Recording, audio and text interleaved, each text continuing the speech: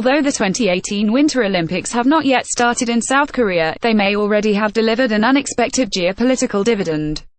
The recent mini-rapprochement between North Korea and the South has thawed ties, and the key question now is whether this will be sustained and significant. Pyongyang confirmed earlier this month that it will send athletes and cheerleaders to the Games in PyeongChang, starting on February 9, after the nation's first high-level bilateral talks with Seoul in 2 years. The latter said that it will temporarily lift sanctions to allow the former to attend the Olympics.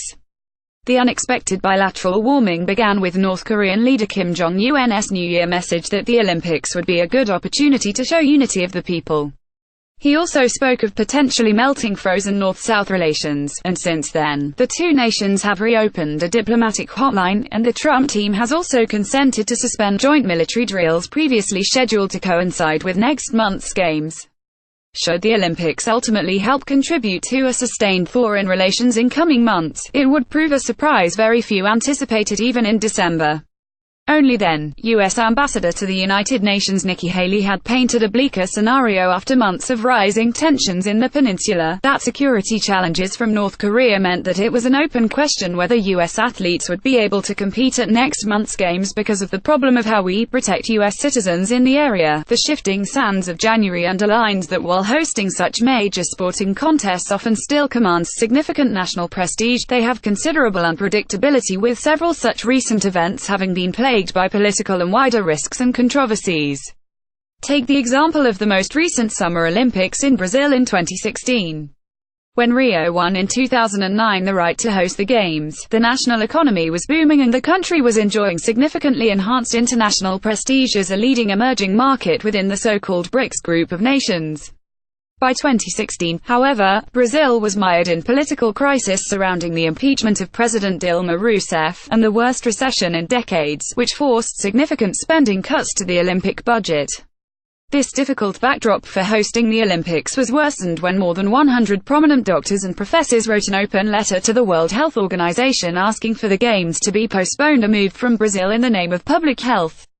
This was in light of the widening Zika outbreak, which became the worst health crisis facing Brazil since at least 1918, according to the Oswaldo Cruz Foundation, a leading health research institution based in Rio. The problems associated with staging the Olympics were also exemplified by the Summer Games in Athens in 2004, which occurred just before Greece's slide into economic turmoil. Those games, at that stage the most expensive Olympics ever, are estimated to have cost around $12 billion dh $44.13 billion, but only generated about $3 billion in income. Athens 2004 became a symbol for the period of profligate public spending and unsustainable borrowing in the country at the turn of the millennium, and within days of the Olympic closing ceremony, the Greek government warned Brussels that the nation's public debt and deficit would be significantly worse than anticipated. In 2005, the country became the first Eurozone country to be placed under fiscal monitoring by European Union authorities. Whether the 2018 Winter Games can command a more positive narrative and stronger legacy remains in the balance some 2 weeks before the opening ceremony. In part, this is because while ties between North and South Korea are at least temporarily warmer, tensions between Pyongyang and Washington remain high. While ties between North and South Korea are at least temporarily warmer, tensions between Pyongyang and Washington remain high. Andrew Hammond share on Facebook tweet this month, for instance, saw the spectacle of United States President Donald Trump remarking that the size of his nuclear button is bigger and more powerful than Kim's in North Korea. The latter had earlier made the unwise boast, following recent missile and nuclear tests, that the entire mainland of the US is within the range of our nuclear weapons and the nuclear button is always on the desk of my office. With the US homeland looking increasingly vulnerable, and the prospect of further North Korean missile and nuclear tests in 2018, Trump and some key allies in the region, including Japan, want to intensify international pressure on Pyongyang, which may lead to new spikes in tensions.